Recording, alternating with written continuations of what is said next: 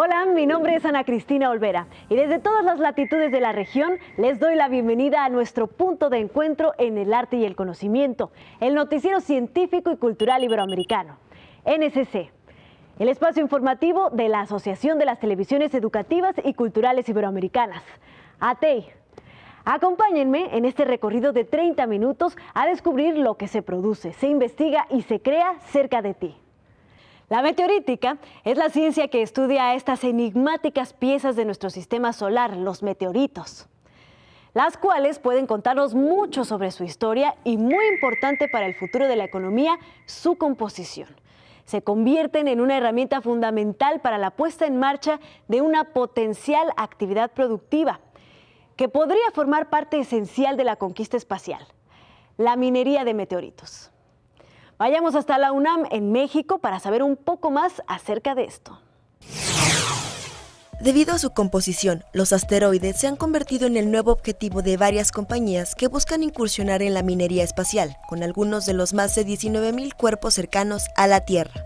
Es una idea que se empezó a manejar por ahí de la década de los 70 del siglo pasado y se trata de que los asteroides en principio tienen recursos naturales. ¿Cómo se sabe? Bueno, en algún momento de los estudios de meteorítica se dieron cuenta que muchas muestras de meteoritas que tenemos en la Tierra eran muy similares a algunos de los asteroides que están en el espacio alrededor del Sol. A pesar de que la mayoría de los asteroides están hechos de diferentes tipos de rocas, algunos de ellos se componen de oro, plata, platino, níquel y cromo, por lo que su explotación con naves espaciales es una de las nuevas opciones para obtener este tipo de materiales. Mandar pequeñas naves y empezar primero a hacer minería a pequeña escala, y con el tiempo pues incluso tienen unas imágenes futuristas, artísticas futuristas, donde hay astronautas haciendo minería espacial y todo, pero realmente es muy complicado hacer eso. Estas compañías de repente son muy entusiastas y dicen, tenemos 7,000 asteroides con un montón de material que explotar, ¿no? Pero varios científicos han hecho algunas estimaciones y dicen, no, ¿sabes qué? Tienes que tener cuidado, porque posiblemente no todos los asteroides sean rentables para minarlos, y son menos, ¿no? Solamente podría ser rentable un asteroide de cada 2,000 o algo así. Lo que ellos piensan es que de un asteroide de unos 500 metros podrían sacar como 180 veces más platino que el que se saca en un año en la Tierra, por ejemplo. Y de hecho tienen muchos elementos del grupo del platino, iridio y otros, ¿no? Incluso también se podría oro. Empresas como Planetary Resources buscan extraer metales de los asteroides para ser utilizados como materiales para fabricación de diversas herramientas, lo cual reducirá los costos para futuras misiones. Es una misión súper importante, la OSIRIS-REx. OSIRIS-REx de hecho llegó al asteroide Bennu el 3 de diciembre. Es muy importante por varias razones. Fue elegido entre 7,000 asteroides cercanos a la Tierra, porque tenía una órbita muy parecida a la nuestra, tiene un periodo orbital de 1.6 años, 1.2 por ahí, no me acuerdo muy bien, pero entre 1.2 y 1.6 años, y cada 6 años pasa muy cerca de la Tierra, a una distancia menor que la distancia a la Luna. Encontraron que sus minerales tienen en su estructura cristalina agua. Entonces ellos dicen que también es importante encontrar agua en los asteroides. ¿Por qué? Porque el agua está compuesta de hidrógeno y oxígeno, entonces serviría para consumo humano, pero también separando el hidrógeno y el oxígeno tenemos combustible. Desde el punto de vista científico, encontrar agua en ese asteroide fue maravilloso, porque nos habla de que ese objeto originalmente fue parte de un objeto más grande que sí pudo contener agua, y que por diferentes procesos geológicos esas moléculas de agua entran dentro de las redes cristalinas de las rocas que se están formando. Con información de Ismael Bucio e imágenes de Raúl Monroy, Notimex.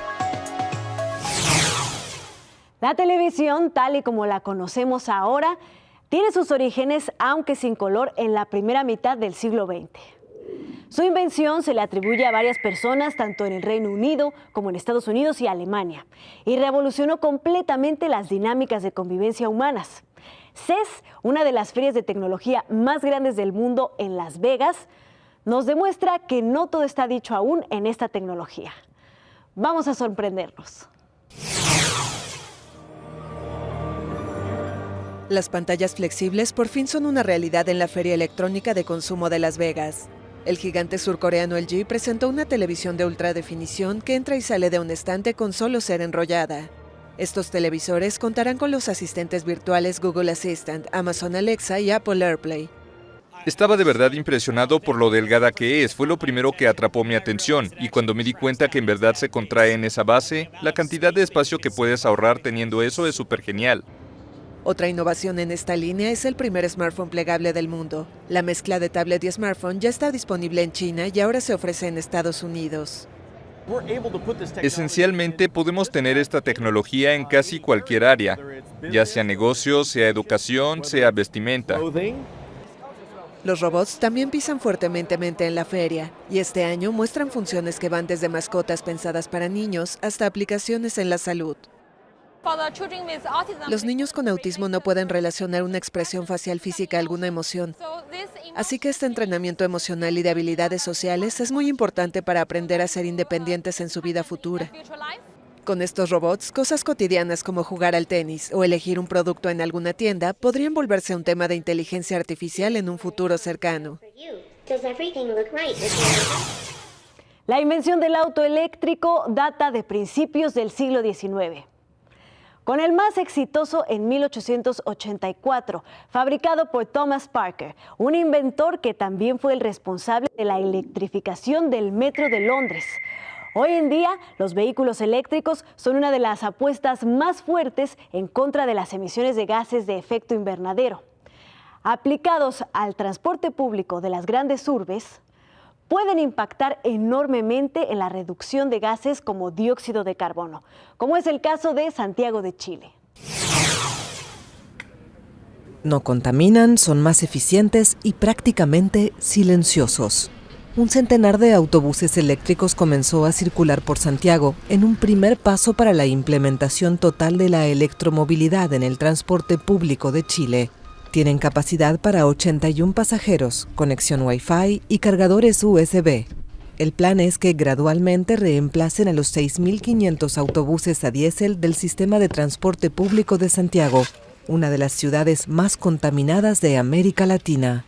No nos van tirando el humo que tiran las otras micros, así que siento que está ayudando netamente harto.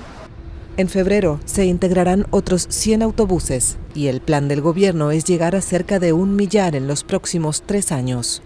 Tenemos una estrategia a largo plazo de electromovilidad que pretende que el 100% de los buses del transporte público sean eléctricos al 2050. Sin embargo, con los cambios que hemos visto, con el proceso que se está acelerando desde el gobierno del presidente Piñera, ya se ha anunciado que esa aspiración puede adelantarse al menos 10 años. El impacto de la medida se sentirá pronto, ya que el actual sistema de buses a diésel es considerado responsable del 30% de la contaminación de Santiago. Se estima que cada año en Chile mueren unas 4.000 personas prematuramente por enfermedades cardiopulmonares asociadas a la polución, principalmente en la capital. Vamos a tener que lavar menos nuestras camisas, vamos a ver que hay menos contaminación en el aire, vamos a llegar menos cansados, con menos irritación, sobre todo las personas que están diariamente sometidas al transporte público, porque va a haber una reducción superior al 90% de lo que estamos respirando hoy día. El sistema promete también otros beneficios. Al ser más silenciosos, estos buses bajarían además en al menos 2 decibeles la contaminación acústica de Santiago. El cambio climático, así como el constante avance de la mancha urbana sobre las zonas naturales del mundo, también afecta a una especie que es muy importante para los ecosistemas del planeta, las abejas. Se trata de los polinizadores más conocidos y existen entre 25.000 y 30.000 especies. Forma parte de una gran gama de animales conocidos exactamente así como polinizadores. De ellos depende el 90% de las flores silvestres para producir semillas y el 35% de la producción agrícola mundial, por lo que su conservación también es una herramienta en la lucha contra el hambre. El uso de pesticidas contra las plagas de los campos de coca, así como el cambio climático y otros factores, amenazan la supervivencia de las abejas en Bolivia. Las abejas que entran en contacto con los pesticidas aplicados en los cocales o en otras plantaciones como los tomates que utilizan también, eso hace que se mueran las abejas o se pierdan en el campo, ya no vuelven a su casa, que es la colmena. Este apicultor afirma que de las 20 colmenas que tiene, solo la mitad produce de manera normal, porque hace falta población de abejas. Lo que pasa es que estos insecticidas son mayormente organofosforados, quiere decir que derivan del ácido fosfórico, el cual es altamente tóxico. Se acumula en el organismo y a la vez también repercute en el sistema nervioso central. Según Limachi, los pesticidas permanecen en el suelo, en la superficie de las plantas y contaminan a todos los organismos presentes, tanto a los propios cultivadores, a los niños y a sus familias como a la fauna silvestre. De acuerdo con la última encuesta de cultivo de coca presentada en la Oficina de las Naciones Unidas contra la Droga y el Crimen y el gobierno boliviano, la cantidad de cultivos de hoja de coca subió un 6% en el país en 2017. Esto implica un incremento de 1.400 hectáreas de plantaciones, que en total suman 24.500. El monocultivo de coca puede llevar a la destrucción de otro tipo de bosques y generar una respuesta neutral a las plagas asociadas a esta producción. Ante la extensión de los cultivos, se manejan más pesticidas en mayores concentraciones. Utilizamos los pesticidas para las plagas, porque las plagas se lo comen la coca en pedacitos y eso nos afecta en nuestra economía y ya no, hasta en las plantas puede secar y de esa forma nosotros perdemos como productores de coca tanto económicamente. Los efectos de estos productos químicos en las abejas son irreversibles y afectan principalmente a sus aptitudes motoras y espaciales. Los pesticidas también se utilizan para proteger otros cultivos como plantaciones de café o algunas frutas tropicales. Utilizar la bicicleta como un método funcional de transporte es cada vez más fácil, sobre todo gracias a los sistemas de bicicletas compartidas o bike sharing, una dinámica de préstamo y rentas de bicicletas que se remonta a la década de los 60 en Ámsterdam, considerada la primera generación de esta dinámica. Actualmente, una gran diversidad de modalidades permiten mantener incluso un registro de los usuarios que acceden a estos vehículos. Ahora vamos hasta Cuba, donde recientemente ha llegado este servicio. Jabici es el proyecto de bicicletas públicas que se ensaya desde hace poco más de un mes en la zona histórica de La Habana. Naivis Díaz, una ingeniera industrial de 42 años, dirige la iniciativa con la colaboración de la compañía vasca Tecnalia, que donó 60 bicicletas a la urbe donde viven 2.5 de los 11 millones de cubanos. Solamente a 2 semanas y media de operación ya teníamos 200 suscriptores del proyecto, que realmente los precios con los que se está trabajando son precios sumamente asequibles para la población cubana. Hasta ahora hay 7 puntos donde se reciben y entregan las bicicletas, donde un trabajador se encarga de los trámites, así como de revisar y poner a punto la bicicleta seleccionada. En el resto del mundo las bicicletas están solas, usted viene, coge la bicicleta, la entrega, pero aquí hay una persona que le atiende, que le permite ajustar la bicicleta a sus condiciones personales. El proyecto, que nació el 24 de noviembre último, ofrece la posibilidad de un abono mensual para 1 hora de alquiler de martes a domingo o usuarios ocasionales. Además de las bicicletas, Tecnalia suministró piezas y neumáticos de repuesto, con lo que un grupo de mecánicos, en su mayoría mujeres, se encarga del mantenimiento y reparación. Con información de la oficina en La Habana, Cuba, Noticias Xinhua. Tan solo en México existen 47 zonas arqueológicas mayas abiertas al público, gestionadas por su Instituto Nacional de Antropología e Historia. Estas se encuentran distribuidas en los estados de Yucatán, Campeche, Chiapas, Quintana Roo y Tabasco, las cuales deben pasar por un proceso de restauración para asegurar su preservación posterior a su descubrimiento. ¿Conoces el Palacio de Palenque?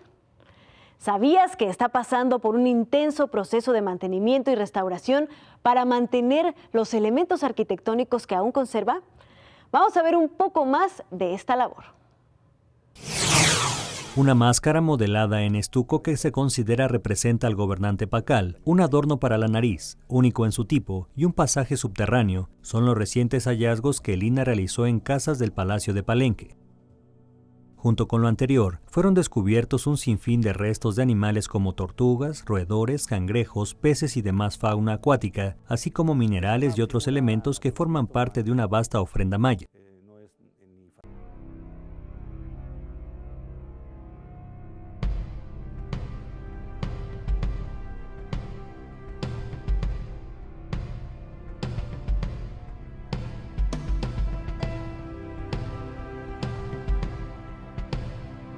El año pasado, 2017, se metieron varios proyectos para tratar de ganar fondos, un fondo que se llama el Fondo de los Embajadores de Estados Unidos.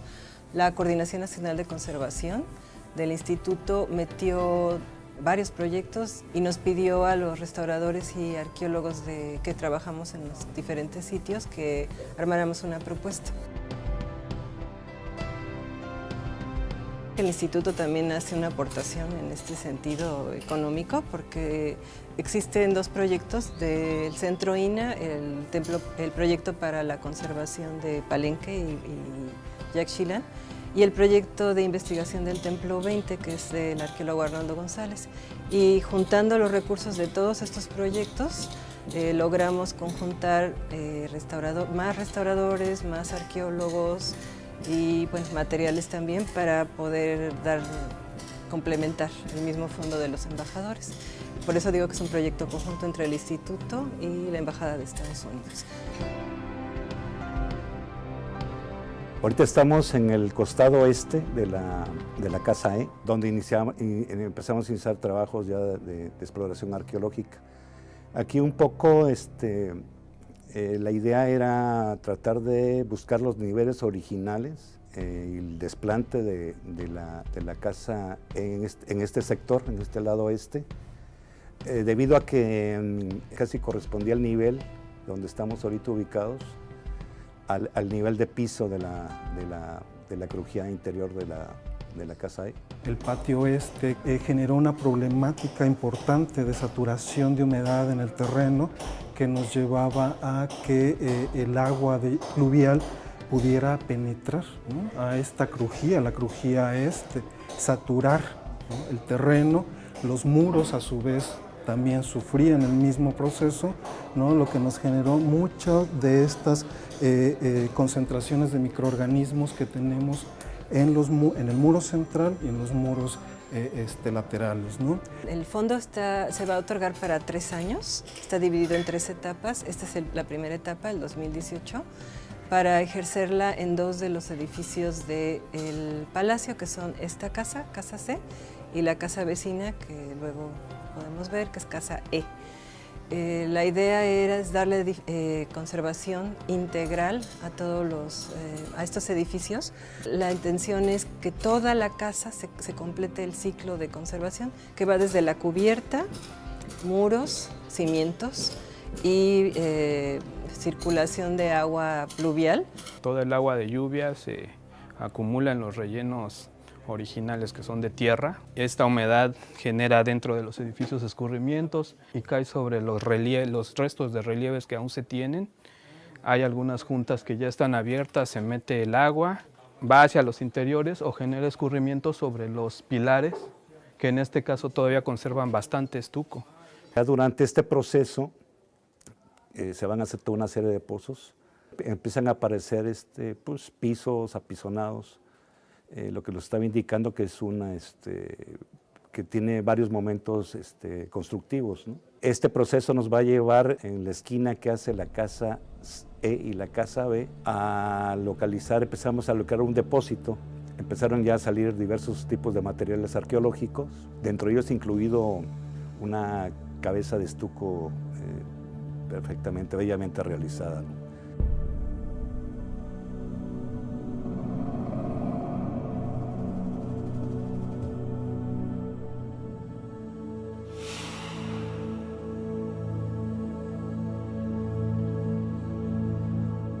Es una figura naturalista humana, ¿sí? No es ni fantástica ni representa tampoco a un dios.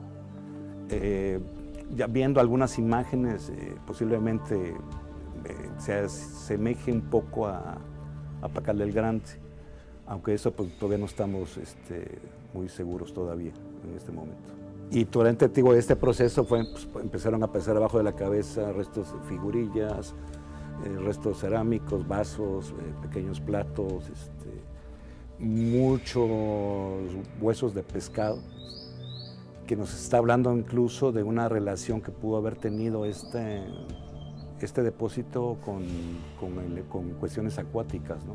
Es un poco lo que nos está llevando en este momento, por la cantidad de materiales, sobre todo de peces, que hemos encontrado.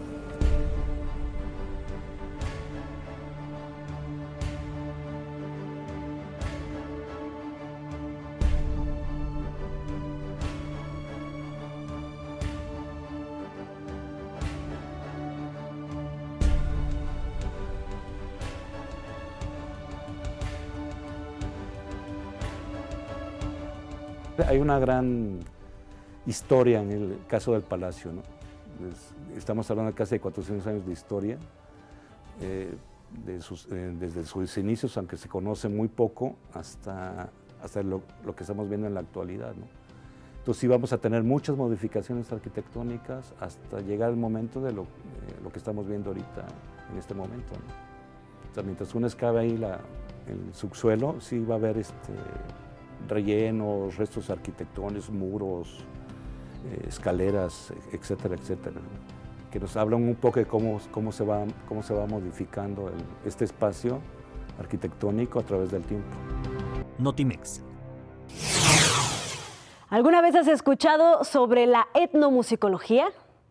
Se trata del estudio de la música, pero desde un contexto social y cultural, incluyendo lo que significa para sus intérpretes y audiencias. Es una perspectiva de estudio cultural totalmente interdisciplinaria, ya que requiere conocimientos musicales, pero también de antropología, estudios culturales, estudios de género, étnicos, entre muchos otros de las áreas sociales. Vamos hasta Buenos Aires, donde la etnomusicología se ha dado a la labor de dar a conocer más sobre las culturas originarias a través de su música. Como un guiño de respeto a las culturas originarias y su mensaje de unidad, la Orquesta de Instrumentos Autóctonos y Nuevas Tecnologías recupera en Buenos Aires instrumentos y sonidos olvidados de estos pueblos. Con integrantes de Chile, Brasil, México, Venezuela, Colombia y Estados Unidos, el colectivo pretende salir del molde de puestas en escena musicales para homenajear sus antepasados, como lo asegura el director de la orquesta, Alejandro Iglesias Rossi. No es nada más que estás tocando un instrumento exótico para mucha gente. Es una declaración de principios. Es una declaración de principios que dice otro mundo es posible. Y estos instrumentos muestran que otro mundo era posible, y es posible aún. No se puede concebir únicamente un instrumento que suene, como sería hoy una orquesta sinfónica. Lo importante es únicamente que la nota esté afinada, ¿no es cierto? Esto no es el pensamiento de esas tradiciones autóctonas que piensan que el impacto estético de un instrumento que carga en sí la simbología, la mitología de esa cultura es tan importante. Asimismo, la directora de Artes Escénicas de la orquesta, Susana Ferreres, aseguró que este tributo a los pueblos originarios es necesario. Las culturas están unidas, las culturas son hermanas, no tienen esas guerras, esas distancias que pueden tener los países, las políticas y otros intereses. Por eso fue algo extraordinariamente emocionante poder unirlo. Los espectáculos de la orquesta han visto público ya en 4 continentes, lo que les ha permitido compartir escenario con la Orquesta Sinfónica de la Radio-Televisión de Eslovenia y el gaitero español Carlos Núñez, entre otros. Gracias por habernos acompañado en este viaje informativo del Noticiero Científico y Cultural Iberoamericano, NSC. Este espacio de encuentro no sería posible sin la colaboración y plataformas de los socios de ATEI y las agencias informativas AFP, EFE, Xinhua, Notimex, Deutsche Welle y Euronews. Si quieren saber más, podemos estar comunicados a través de la web noticiasnsc.com. Yo soy Ana Cristina Olvera y los espero en una próxima emisión.